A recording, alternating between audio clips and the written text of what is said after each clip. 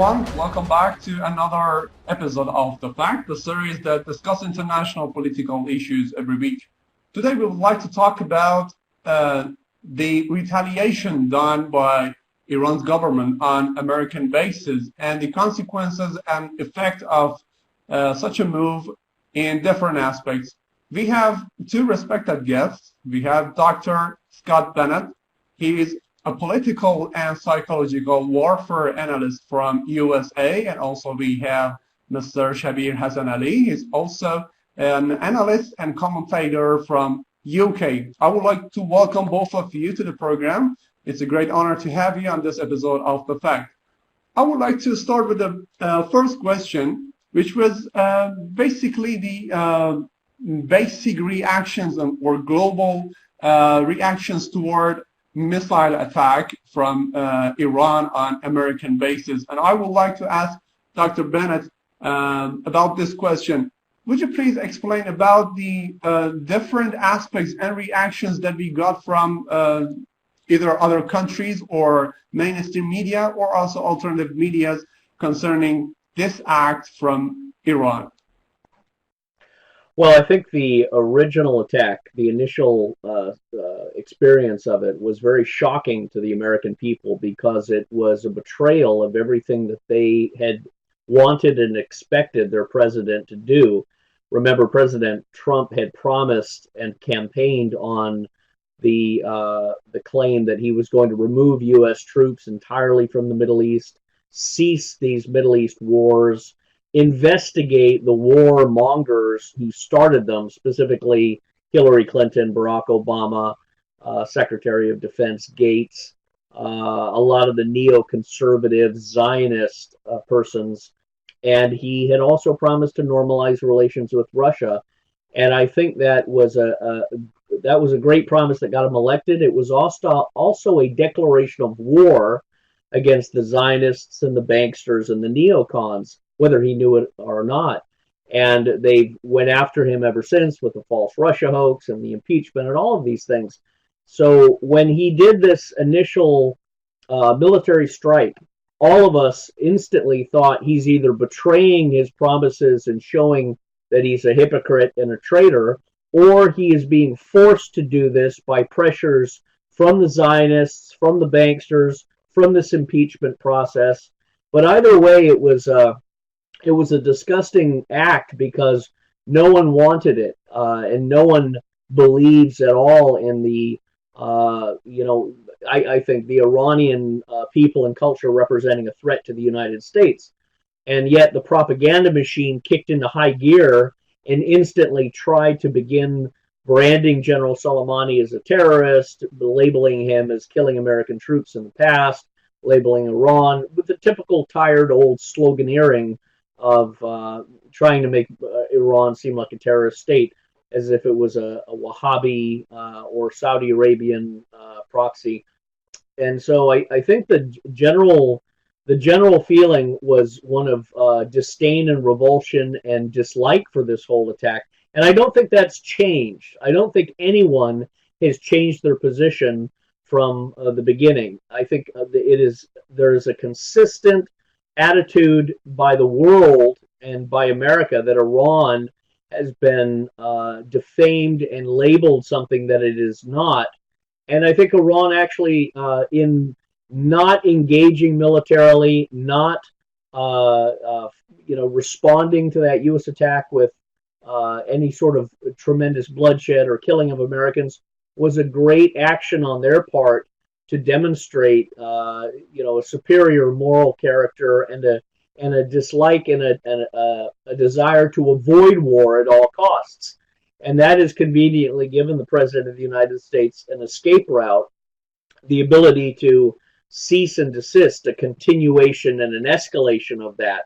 So he as much as the initial strike was offensive, it was a flash in the pan, a very quick conflict, it seems, that I'd like to think he's learned his lesson that this is something that is not going to win him any points. He's not going to get reelected.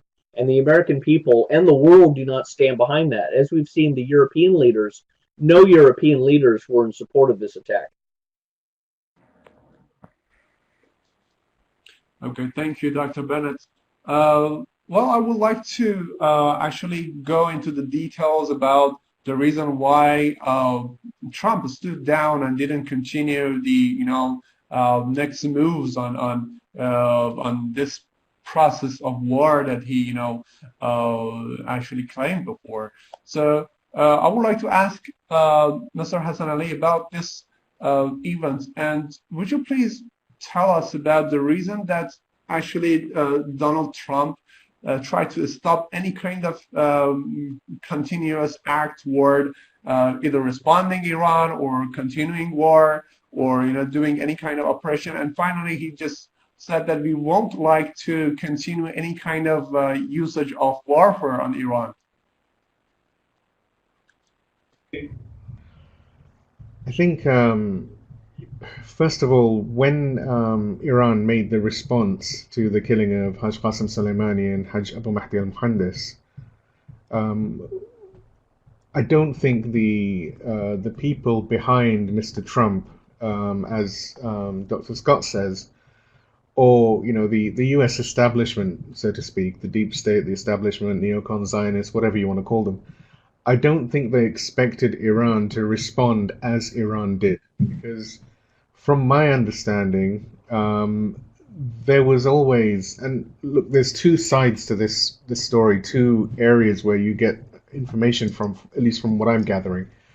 You've got the internet and Twitter and Reddit and all of these things, where you've got all of the sort of less informed, less educated, less intelligent people floating around. And then you've got actual people who are aware of what's going on. And I think that America realized that Iran, the way it had responded, the precision, the strength, the fact that the missile defenses were unable to intercept the missiles and sort of prevent what was going on. And also, we have to look at what the Israeli reaction was. From early estimates, the Israelis were terrified. They were not expecting Iran to have the level of precision that it had. And when it also came out that this was not Iran's best of the best weaponry, this was essentially the low grade stuff, if you like. I don't really like labeling any weapon low grade because it just kills indiscriminately. But the weapons that were used, the missiles that were used, were the lowest in the arsenal that Iran has. As a result, I think the neocons, the Zionists, and I think the military establishment in the US sort of asserted its control against the Zionists and neocons, or the warmongers, I really don't know. They caused the battle to, I think, be... You see, America, when we say that America is not responding, it's not responding militarily.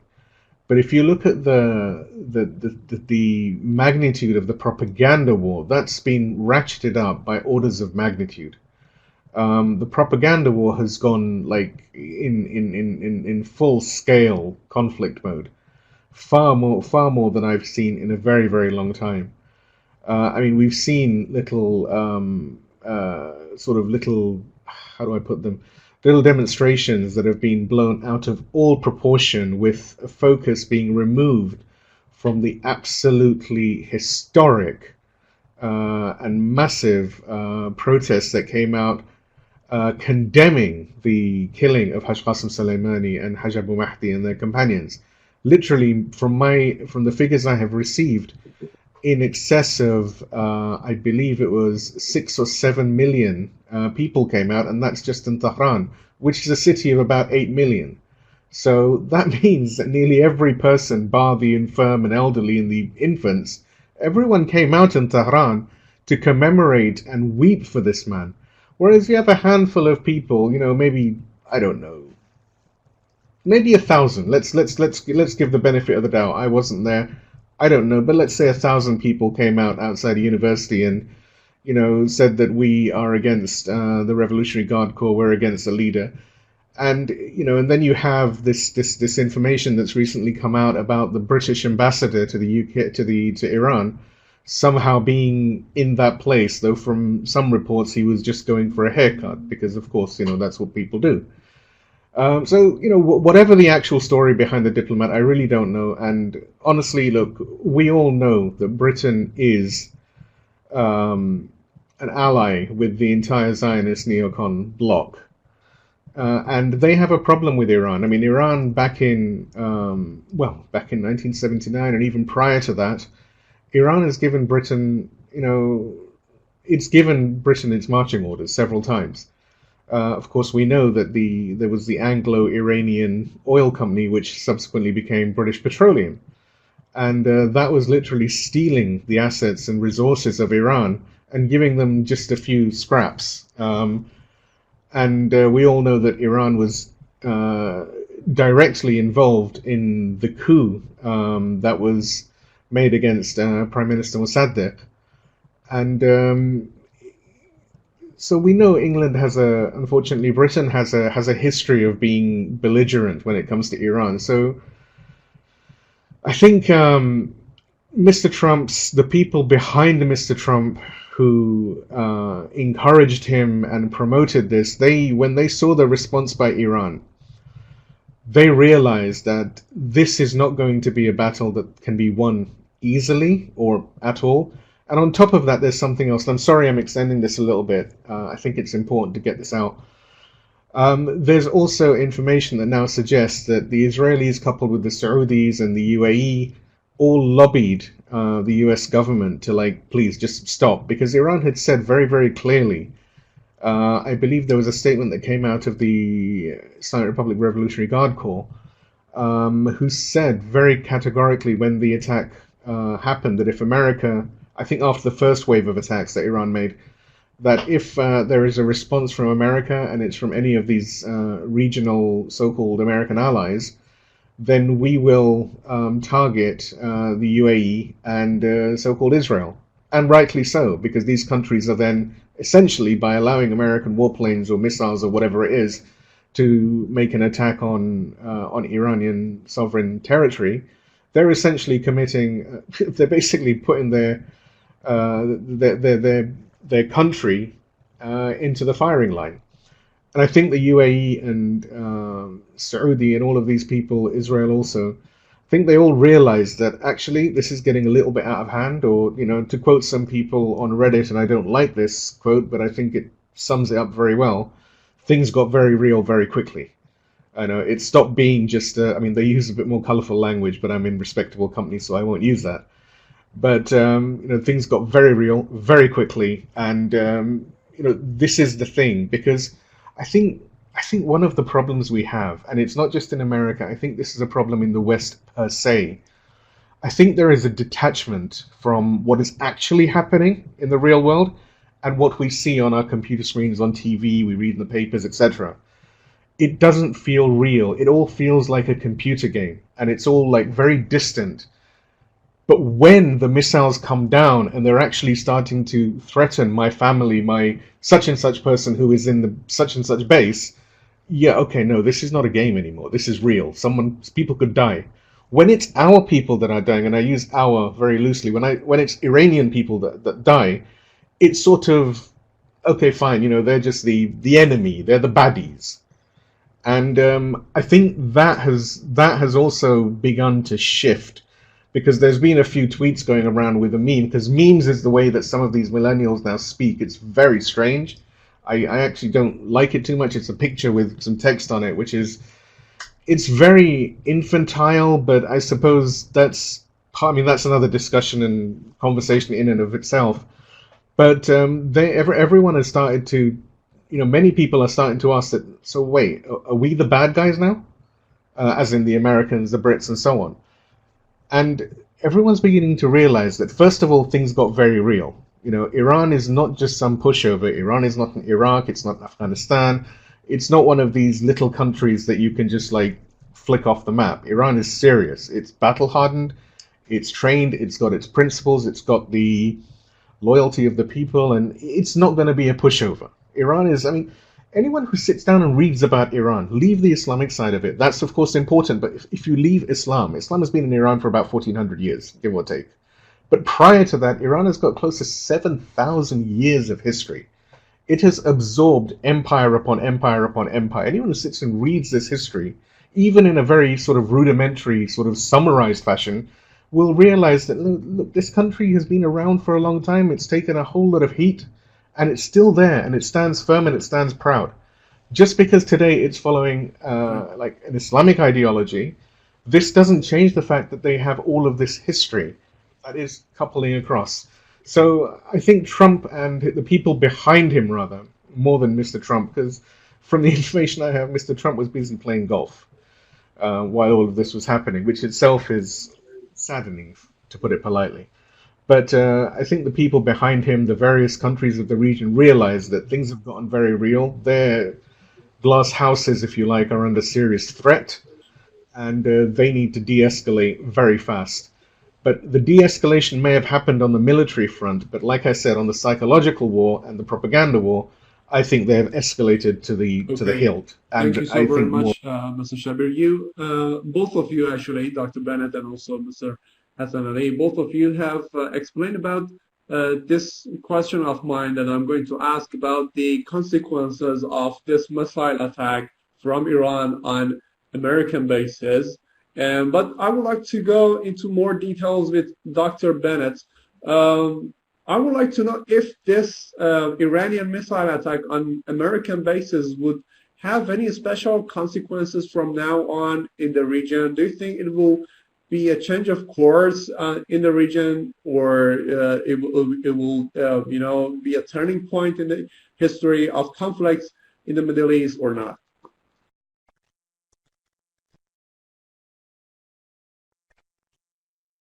Well, I think with Iran sending missiles into the U.S. base in Iraq, the fact that they didn't kill anyone or hurt anyone, I thought was a profound demonstration of nobility and peace by the Iranians. It's very obvious if they wanted to do enormous damage, they could have in a much more militaristic and tactically advantageous way. They could have taken out naval ships. They could have taken out bases in Qatar, U.S. Central Command. They could have decapitated a lot of the U.S. operations and caused tens of thousands of lives, but they didn't. And I thought that was a very wise maneuver. And I had advised that when I was doing my Press TV interviews on the subject, because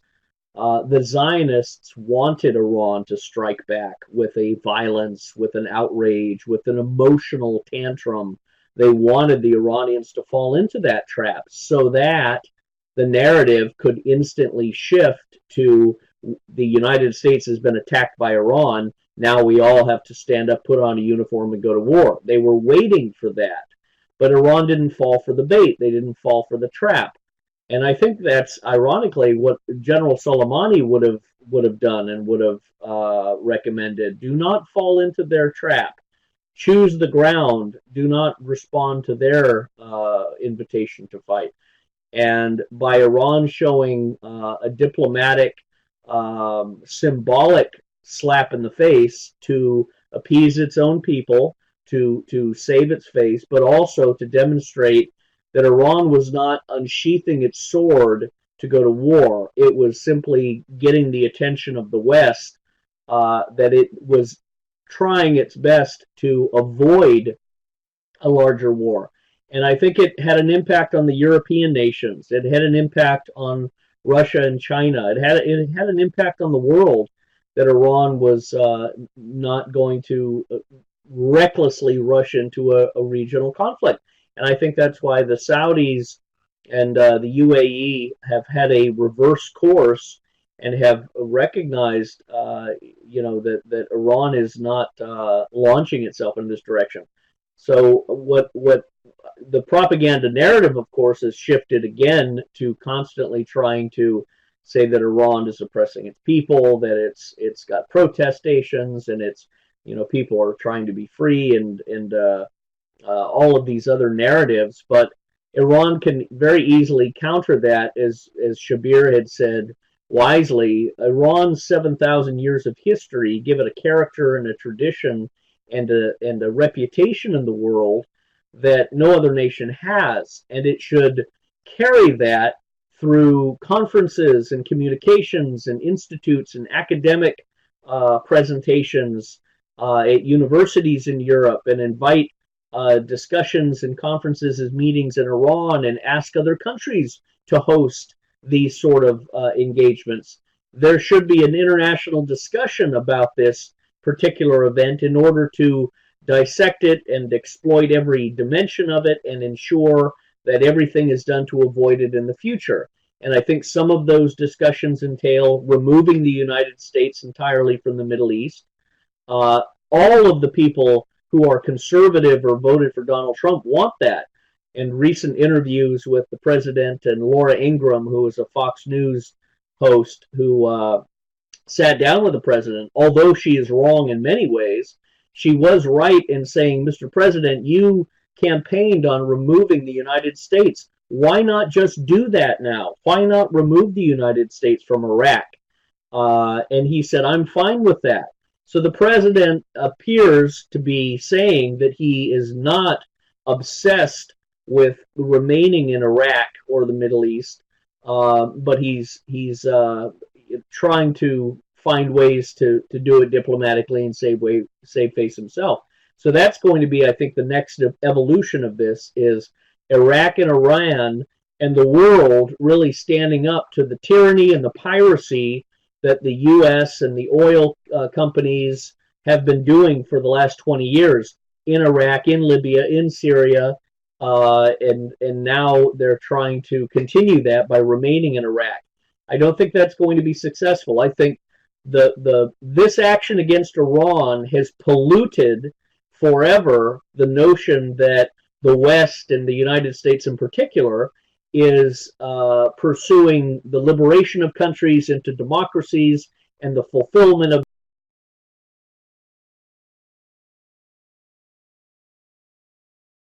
become a demonstration of tyranny and authoritarianism. So the hypocrisy is the poison that the United States government is injecting into itself. And again, the American people have viewed this with a great deal of distaste and hostility. No one wanted this action against Iran. And despite the best attempts to spin it as a retribution act against Soleimani for allegedly prior terrorism activities, that's kind of fallen on deaf ears, because Americans are not willing to go back to 2003 and the original Iraq War to try and dig up bodies to blame on Soleimani. They are not willing because they recognize that the 2003 Iraq War was a tremendous war crime. And President Trump himself said that with his own words. Iraq was the worst thing America could ever have done. So all of these past actions and testimonies about Iraq and the Middle East, never mind 9/11 and this fabulous, fantastic, false flag, self-inflicted act of war against the American people that our own CIA, working with Mossad and the Israelis and the Zionists, caused to trigger these actions. Never mind that great war crime. But all of the others that have followed, Americans now know because of the internet, and it has taken 20 years, but remember, America is largely a retarded society because of its disgusting education system and its moral decay and the disintegration of families and marriages. All of that has created a very toxic culture in America, and that toxicity manifests itself in these international warmongering activities. But I think that I agree with Shabbir. There's been a change in consciousness. There's the change in consciousness has been also simultaneously accompanied with the rise of other powers such as Russia in Syria, and it has to be done by a coalition. Iran cannot do this alone. Russia can't do this alone. China can't do this alone. Although I'm not a fan of China, I think it's a very parasitic, robotic culture and government, and very tyrannical itself. The Chinese communists are very dangerous and the viciousness that they employ. But Iran needs to ally with Russia, and I would say many of the European countries, to create a new paradigm shift and a new political consensus and coalition that also will begin to ignore, avoid, and find alternative routes around the economic sanctions and these petrodollar sanctions that have been formed and applied as economic warfare. So I would say the big solution to this is it has to be diplomatic, academic, scholarly conferences and meetings and discussions, and I think you're doing a wonderful job by opening the door and introducing that, because more of these discussions will not only share and communicate our humanity, but it will shine a light that the good people, the smart people, the decent people, the moral people, the God-loving and God-fearing people are moving in a direction of mutual tolerance and cohabitation, and abandoning this tradition for the last 100 years of war and conflict and economic and natural resource competition. I think all of that in a very globalist sense is evaporating quickly, and I don't mean globalist as in run by the United Nations or the European Union, but a more live and let live, similar to what Russia's policy has been. They get along with every country on specific things, and they do not leverage one country against another, and they do not have vassals. I think we're witnessing the disintegration of the American empire like the ancient Roman Empire.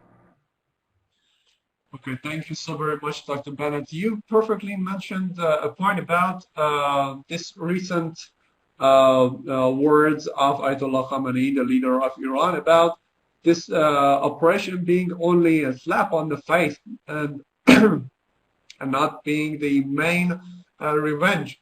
I would like to know if his idea is going to be something just and possible, because he basically wants all American soldiers and presence in the region to be removed from Middle East, and this is basically considered as the final and real revenge from American government by his words. So, Shabbir, would you please explain about this? Do you think this idea is, first of all, is it possible, and second of all, is it something equivalent from what happened before?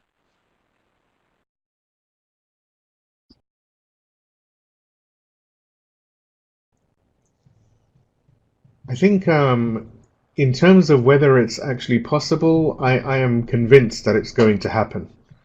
And I hope that it happens within our lifetime in the next few years, for the sake primarily of those American soldiers that, unfortunately, if they remain in the region, will become casualties. And that's not because I want to kill anyone. I'm quite the opposite. I don't want to kill people. I want people to go home to their families and be with their families. I've spoken to a number of people online, American soldiers, ex-service people, all of these types, and I have yet to find an American who says we need to be in Iraq. I can't. I've spoken to a whole load of them. I've even had my Twitter account, my Facebook account, all of them destroyed because I've been having these conversations.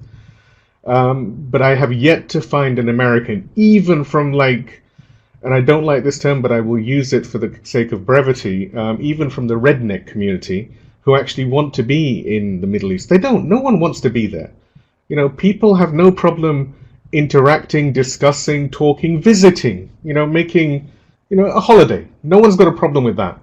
But the question that all of these people are asking is, why are the American soldiers there? Why do they, if America, as we are told, is self-sufficient in terms of its energy, right, then that further sort of goes towards the argument that, look, bring the soldiers home, let them spend time with their families, let them, help their children grow up properly, be with their mothers and fathers, and, create a situation where the mothers and the wives are not crying over the loss of their future. That a daughter doesn't have to grow up, with a father who's injured, that a veteran doesn't have to walk around on crutches, You know, be kind to your people, be merciful, be generous, be humane. I think this is going to happen. America will leave the region, and I pray, I really pray, with anyone who believes in a God. You know, be they Christian, be they Jewish, be they whatever, I don't mind. Anyone. I pray that it happens as a result of like politics, and they leave as, you know, to quote Sayyid Hassan, they leave vertically and they don't leave horizontally. I don't want people leaving horizontally. Because Ali, as you know, and Scott, as you know, as Muslims, we have no desire to harm anyone. It's quite the opposite. We want to work with people to progress. We've all got this earth to share ourselves with each other. And we have differences of opinion. Wonderful. This is a nice thing. This means that, like, look at the three of us now. We're having a discussion. And yes, we have similar opinions on this subject. But in other subjects, we may have completely, even diametrically opposed opinions. But that doesn't mean that we end up like pulling out our guns and wanting to kill each other. No, we learn from each other. You know, this is the beauty of like the human family, so to speak. But unfortunately, I fear that I really am nervous that the State Department and the Israelis, the Zionists that actually control this, will want these soldiers to go down and unfortunately be killed and come back in. But this is the thing that genuinely physically pains me. I don't want to see people die. I don't care whether they're a soldier or whether they're a regular person. I'm not someone who wants to see anyone die. And also, if you examine the way that Americans joined the military, it is, in my opinion, I spoke to one young guy not too long ago, and when Haj Qasim was martyred, and he's a young American, maybe 18 years old, and he's someone who's saying that I had signed a document not too long ago, and that paid for my education. It's going to send me to university, and I'm really nervous now about the fact that if there is a war, I'm going to have to go. I mean, I've just recently gotten engaged. I really don't want to do this. Do you know what I can do? And I told him, I honestly, hand on heart, I don't know enough about how America works, but speak to some of the human rights groups. And to be fair, the only one I know is the Answer Coalition and Mr. Paul Arudi. People like that. I said, speak to them. I am sure they'll be able to give you good advice. I even mentioned your name to him, Scott. And I said that, look, just speak to these guys. They can give you advice. I have no clue where to even begin. But the fact that you're getting thinking like this, so look, young Americans, they are almost coerced into joining the army because it provides you with money. I believe there's a signing bonus. You get your education, you get that prestige that you're a patriot and all of this stuff. And on the surface, that's all fine, as long as the American military is a genuine defense military that's protecting its own borders. This is no problem. I mean, look at the Islamic Revolution, Islamic Republic of Iran. It has a military. Its military protects its borders, right? And that is something which is honorable, which is decent. When the military becomes a mercenary outfit working for private capital, essentially, and for extreme psychotic ideologies such as Zionism, then that isn't any longer an army for the people. It's no longer America's army. It's a mercenary force that America or a certain clique within the American administration profit from, for sending these people, these poor people, to go and kill XYZ in the name of, well, essentially the dollar, or power or something crazy like this. And this is where I believe the change can come out. While, look, Imam Khamenei, when he says that this is a slap to America, it's exactly what it is. I think that is a perfect explanation. It's a slap to America, meaning that Iran has stood up to the bully and has told the bully that, look, we're not going to take your rubbish. These are our terms, please. No one wants to really get into a fight, but if there is a fight, we're not going to run away from it. We're not going to shy away. We're not going to buckle. We will fight until, as we say in Farsi, to the last breath, we will fight. And I hope that even though the State Department, the Zionists, and the US admin whatever, may not realize that, although I believe they actually do understand what's happened. I think the soldiers on the ground, I believe just a little while ago, someone sent me a link of an interview from the Assad base that CNN conducted with one of the soldiers over there. And this young lady was absolutely terrified, poor girl. She was absolutely petrified. She didn't sound to me, and I only looked at it very briefly just before we got together, but she didn't sound to me like someone who, actually wants to be there. She didn't sound like someone who is happy being over there. She's there because essentially one could argue she's been coerced into being there. Whether she quite realizes or not is another discussion, because there's a lot of psychology in all of this. They sort of fill you with this idea of, if you're not going to go and fight, quote, America's war, then, you're not a patriot and blah, blah, blah. And they sort of blackmail you. And I think Scott understands this a lot better than I do. But my understanding is, and my hope is that the people of America, the actual soldiers, and I've seen so many videos now of veterans who are saying, no, this is stupid. We can't do this. We need to leave. So many. And like Scott said, Mr. Trump campaigned on the back of an idea that we're going to take all the troops and bring them home. And I really believe that if he wants to appeal to his base, and while I get that some of his base might be hoodwinked, if you like, by the mainstream media, because the mainstream media is very strong in America, like ridiculously strong, I believe that enough people will ask questions, because also you've got military families. When you see a whole lot of new troops being deployed, those military families are going to know that my son, my brother, my husband, my whoever is being deployed to XYZ. And they're going to be scratching their heads saying, hold on a minute, we voted for Mr. Trump. Mr. Trump says he's going to bring our soldiers home. So what's happening here? This is the opposite of Mr. Trump said. So, I think if Mr. Trump does not deliver on this promise, or at least begin a gradual withdrawal, something which says we are leaving. We don't want to leave in a hurry because we've got a safe face, or, we've got all of this. But the message the State Department gave, I believe, was just, it beggared belief. When they turn around and say, when the Sovereign Parliament of Iraq has said, okay, thank you very much for, everything you've done for us. We think it's time you should leave now. We can handle the remaining fight with Daesh. And America says, yeah, no, we're not going to do that. That is not the word of a friend. That is the word of an occupier. And the moment that America becomes an occupier in Iraq, I fear for the young American boys and girls who are in Iraq, because I fear, hand on heart, and this is a genuine fear.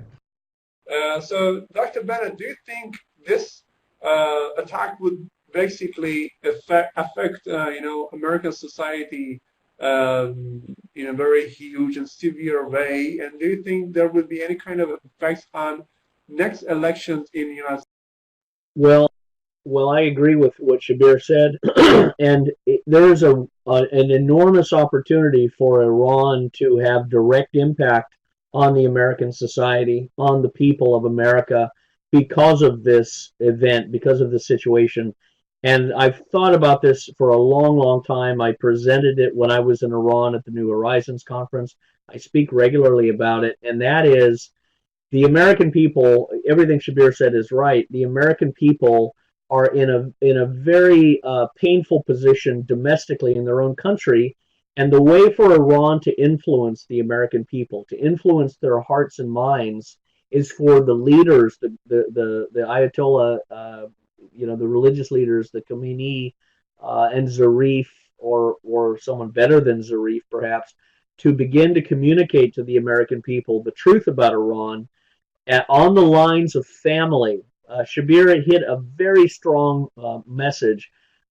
Soldiers coming home to their families, spending time with their families, their children, their daughters, their parents, their wives, their husbands. That is a very important thing for the Americans to hear from Iran. They heard it from President Putin at New Year's Eve. When President Putin gave his address, it was very stirring because he spoke on the values of family and love. Americans do not hear that from our political leaders. Let me say that again, because it's something that is very well unknown. The American people do not hear from their political leaders anything about genuine, pure love from family, from God to God, any of those wholesome traditions and morals and values of love and kindness and giving and caring and the naturalness of marriage between a man and a woman, the wholesomeness of the purity of marriage and the union and the raising of children, and those normal things, those healthy natural things, have been eviscerated and almost made illegal by the deformities and the dysfunction and the corrosions in American culture, by the Zionists, by the disgusting mainstream media, by the films and the movies and the video games and the pornography and the homosexuality and transgenderism, and all of these pathologies have greatly wounded and damaged the Americans. And the healing needs to come, ironically, from the sources of God that hear and speak that truth. And Iran is in a position to speak directly to the American people and say, not only is Iran a country of peace and love and is not looking for war and conflict, but we are a normal country. As Secretary of Defense Esper has tried to say, Iran needs to become a normal country. That's a wonderful opportunity for Iran to speak to the people of America and say, we are normal, we are healthy, we fear and love God, we love family, traditional marriage, the things that America and the American people want and believe, we believe. And that shifts out and pushes out the Zionist cultural deformities and the poisons, and makes Iran look like a source of purity and love and goodness and light. And that will have an enormous resonance on the hearts of Americans, most likely bring tears to their eyes. And that's how you make a connection, and that's how you intimidate and scare and drive backwards the warmongers who try and inflame the passions for war by making Iran look like a death to America, hostile, violent terrorist state. A country that speaks on the love and family and values of marriage and things that are pure and holy, that country will never be seen as a terrorist. Instead, they will be seen as the solution to the poisons that Americans have been force-fed for the last 30, 40, 50 years. And that's a tremendous opportunity for Iran to directly engage in communication and bring wholesomeness and purity to a country that really has lost it. We are there's a famine in America for talk of those pure things. And Okay, thank you so very much, Dr. Bennett. If you want to very shortly just go into this subject about the this revenge issue that is being somehow viral in the region. As you know, after this operation, other resistance groups have claimed that actually they are rightful for their own kind of revenge from USA. And I would like to know that this revenge issue will continue or not. So, Mr. Shabbir Hassanali, would you please very shortly just explain if this revenge issue will be a continuous plan of the resistance groups in the region or not? I think, first of all, in order to answer that question, we have to understand that the resistance groups in the region have all been hurt, deeply hurt, by the killing of Haj Qasem Soleimani and Haj Abu Mahdi and their companions. Because while Haj Qasem Soleimani may have held an Iranian passport, he was not Iranian. He was for all of the resistance axis, everyone. And this is why you have Ansarullah in Yemen, you have the Popular Mobilization Units, you have Hezbollah, you have Syria, you have the Palestinians. All of the resistance axis feels the pain of the loss of Haj Qasem Soleimani, and their blood boils, you know, to get some payback, as it were. I'll come back to this term shortly. I'm not going to be very long on this, I promise. I know the answers I've been giving have been a bit long. But what we need to understand is, first of all, at the more localized level of Iraq, when America made this attack on Haj Qasem Soleimani, they knew that Haj Abu Mahdi al-Muhandis was also there. It wasn't like they were unaware. And they killed him with impunity. And while Iran has given an initial slap in the face, so to speak, that was Iran. The resistance axis and the various resistance factions, and this needs to be made very clear, are not vassals of Iran. They do not work for Iran. They have their own pathways. They have their own operations, their own ideas. These ideas, from an ideological religious perspective, may align with Iran because all of them are Muslim, but actually they're not all Muslim, because there are resistance groups that are Christian, for example, in Syria, right? There are resistance groups that are Kurdish and Izadi that are part of the PMU. They are not Muslims. They are not vassals of Iran, contrary to the opinion that some in the American administration seem to have. They are independent organizations. Hezbollah is certainly not a vassal of anyone, right? It is an organization in and of itself. The connection it has with Iran is one of mutual love, friendship, and I suppose they share an ideology, which is Islam, right?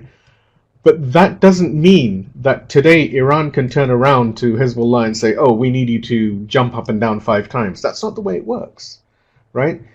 Iran has its own ability to defend and fight for itself. Iran does not need vassal states to come and, help it.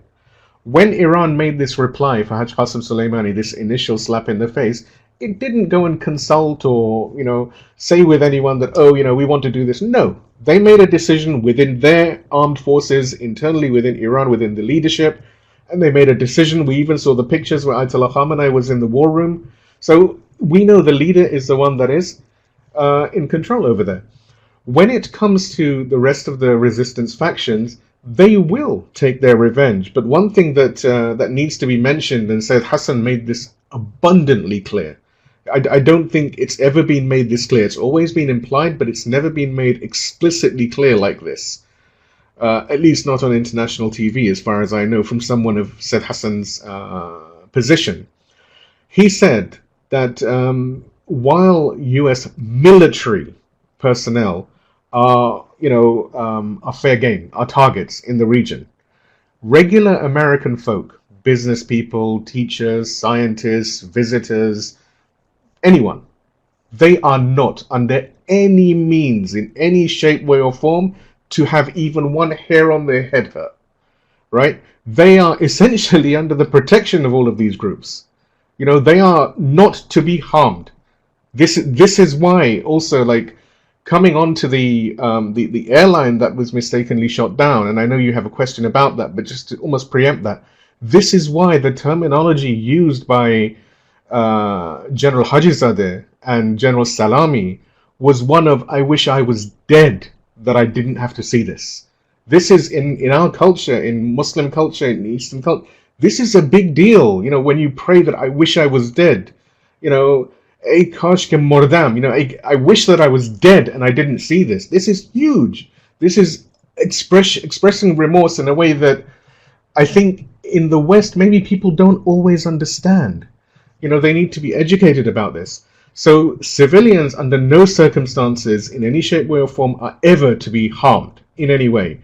But in terms of the military, all of the various factions in Iraq, including, and this is what the rank stupidity of those who orchestrated this attack on Haj Qasem was, when they kill someone like Haj Qasem or Haj Abu Mahdi, even the group that is like Jaish al-Mahdi from the Mahdi army from Muqtada Sadr, which wasn't working with the popular mobilization units, it was its own little independent thing with its own agenda, even they have come together and said, okay, we all now have a single pathway, a single goal, and the only way that revenge can be, if you like, achieved, the only thing that comes close to being reasonably equivalent to what America has done is to ensure that the Americans leave the region and militarily. But even they have said that we don't have a problem with American business people coming, American scientists, teachers, educators, even priests, even religious clergy. We have no problem with American civilian people. We have a problem with the American administration, and we have a problem with the American military. They have to leave. Everyone else, ahlan wa sahla, you're welcome to say. But not the military, not the spies, not the administration. They have to leave. And I think this will continue. I don't believe that it's going to... I don't quite know how it's going to continue, what the shape of it is going to be. That's for all of these different groups to decide. Someone like me sitting miles away, I have no clue how they're going to do it. They have more information about what's happening on the ground. But in terms of, is that going to continue? Are they going to continue this revenge? This revenge is going to continue for as long as it needs to continue. As long as America remains in the region, this revenge will continue. And even if that revenge happens just purely from a psychological perspective and no people are killed, but it's just that constant fear of an imminent attack, if you like, that weakens the resolve of the soldiers, and it just basically makes the American administration, those who are promoting this war ideology, it just makes them think, look, okay, we can't take this anymore, we have to go. If that happens, like I've said, so much the better. But if that doesn't happen, then no one should be in any doubt that these resistance factions, these are the same groups that took out Daesh. Now, while America may have more sophisticated weaponry, there is nothing like having to fight someone who has, number one, the moral high ground. He has morality on his side. And secondly, when you fight these people from the PMU and from the resistance axis, if you kill them, they win. If they kill you, they win. They don't have a losing scenario. So America, whatever it might think, has no way of defeating them. It's not actually possible. The Israelis, interestingly, learnt this when they did this in Lebanon. And this is why the Israelis put their tail between their legs and left Lebanon.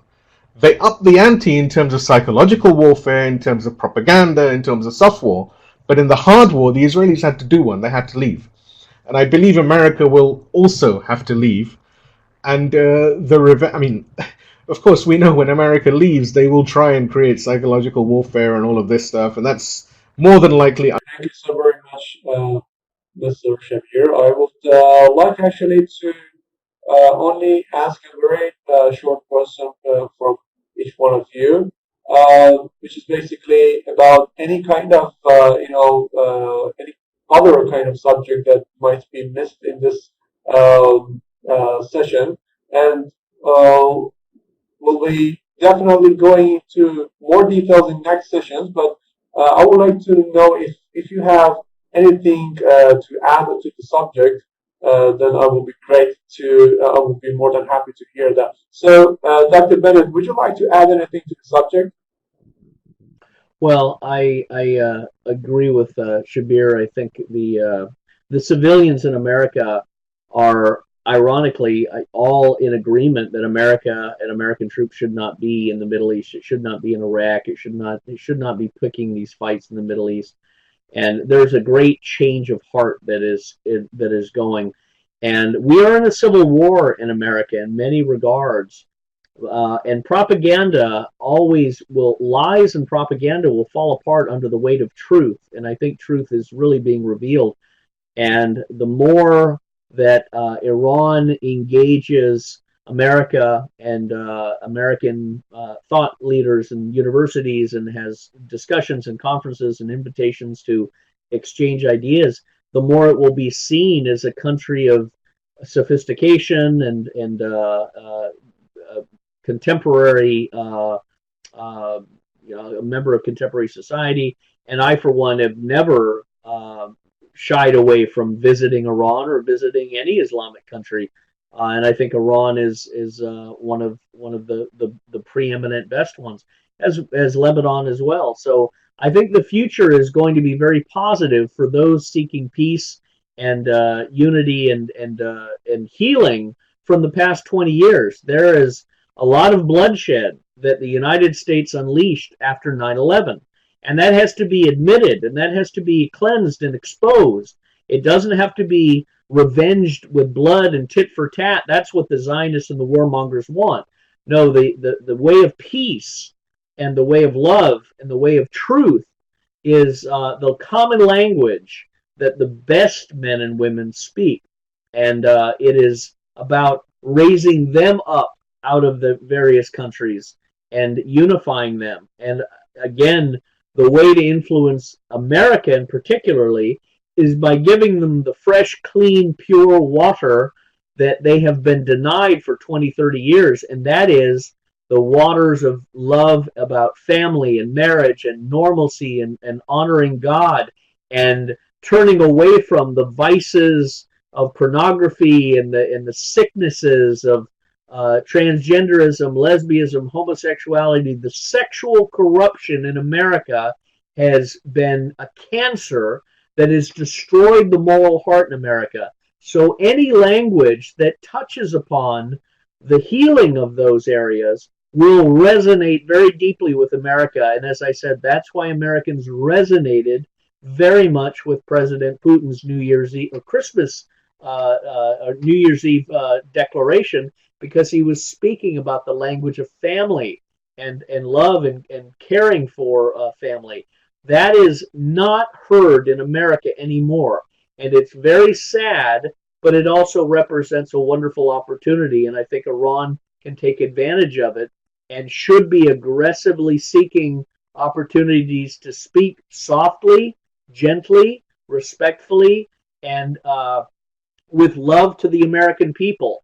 And they would be profoundly impressed and honored to see how God will turn the hearts of the American people and embrace the Iranian voice like never before, because the voices they hear in America are deceitful and angry and violent. The voices of Iran need to be the opposite. Okay, thank you so much. Shabbir, would you like to add anything to this subject?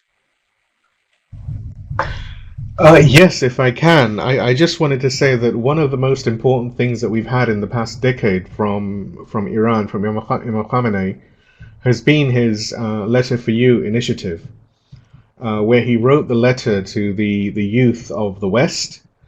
And I believe that this hasn't had the coverage that it deserves. It needs to be covered much more, because I think a lot of the points that Scott speaks about are actually inside that. That letter, I remember when I first read it back in, I believe it was even 2014 or 2015, something like this. I can't remember exactly. When I first read the first one, it literally blew my mind, because this is something coming from who, in my opinion, is the most senior Muslim leader, cleric, teacher, and he's speaking like a father. So I remember, I'll just share an anecdote if I can, just for 2 seconds. I was speaking to my wife about this letter. You just talking about it just made me remember something very interesting. And she said to me that, how old is America? That was her question. So I said, America is maybe 250 odd years old as a nation. And she said, how old is Iran? I said, well, Iran is at least 5,000, 6,000, 7,000 years old. So she said, so in the room, if you have two of them, if you put them into human terms, one is an adult and one is a child, right? And so the adult in the room is actually talking to the child with the love that a father would talk to his or her child with, to his child with. And that to me was like, almost like blew my mind almost in a very interesting way, because I said, subhanAllah, you look at this, this is exactly what it is. You have America, which is almost at the rowdy teenager stage, for example, right? It thinks it's got all the toys, it thinks everything it does is right, no one can tell it anything, and if you tell it anything, it will just throw its toys out the pram. Unfortunately, the toys America has are weapons that kill millions and thousands of people and soldiers that it sends out to all the four corners of the earth.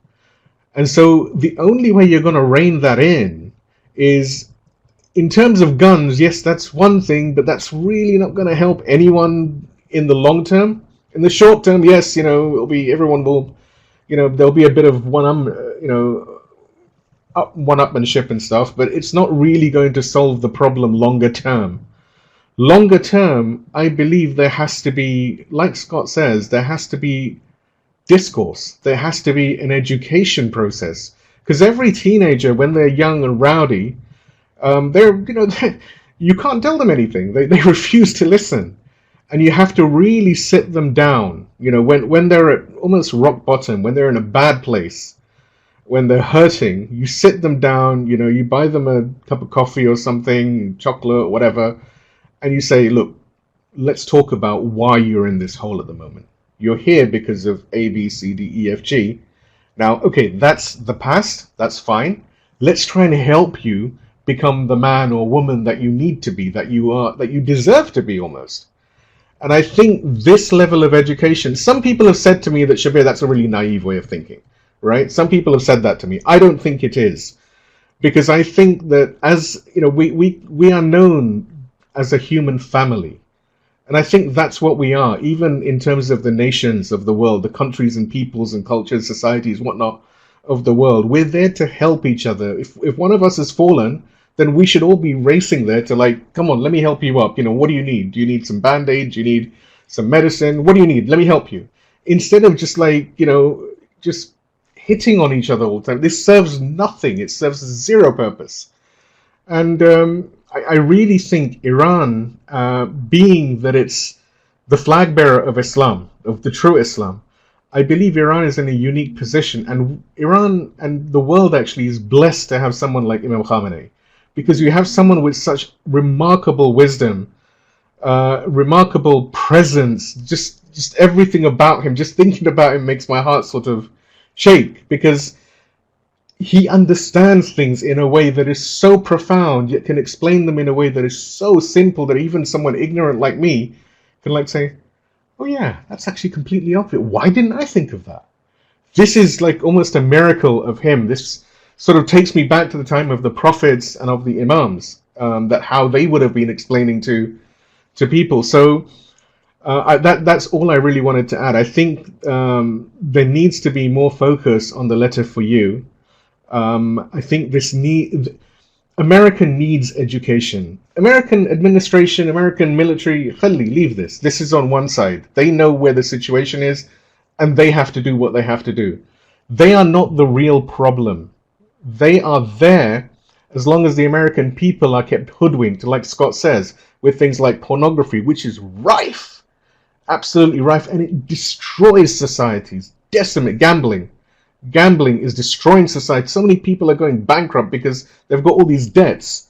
The whole idea of interest, the whole idea of usury is a problem in and of itself. There's all of these societal problems that are not military problems per se, right? But they result in the military being a way out to get out of these problems. Because someone has a family, they have a problem, they have debts for, I don't know, credit cards or gambling or whatever, and they can't really pay for their son or daughter's college education. So what do? Join the army, the military will pay for it, off you go. That's the way, from what I've been told, and Scott can of course correct me on this, that's what I've been told how the military works. It owns you. And how does it get to own you? Because society and all of the corrupt influences within a society break your back, they break your family, they weaken you, and ultimately you're sort of compelled to turn around and say, please sir, please help me. And you're going to the same person that has put you in this dark position in the first place. So there is a huge education that needs to be done. I cannot emphasize enough. I know Scott has said this. I think now that it's all been, in terms of Imam Khamenei has explained the whole idea of what the issue is with death to America, what it means. Sayyid Hassan has also explained it, and also the idea that Sayyid Hassan has said categorically that American civilians are not targets. Quite the contrary, in fact. I think all of this is very clear. This needs to be made loud. There should be no propaganda outfit of the empire which is allowed to get away with saying, oh my God, they want to kill all Americans. No, they don't. No one wants to kill all Americans, right? No one has a problem with all Americans except the American administration, which is the actual enemy of the American people, unfortunately. So yeah, I'll stop there. I'm really sorry I've been sort of rambling a little bit, but this is such an important subject that I think that sometimes I sort of get a little bit carried away, and I apologize. Actually, we have come to the end of this episode of The Fact. I would like to thank both of you for your fruitful, informative, and detailed explanations about the subject. I would like to thank Dr. Scott Bennett from USA and also Mr. Shabbir Hassanali from UK. It is a great honor to have you on this program, and I'm looking forward to have you again on this episode and next episodes of The Flag. Thank you so very much, and goodbye.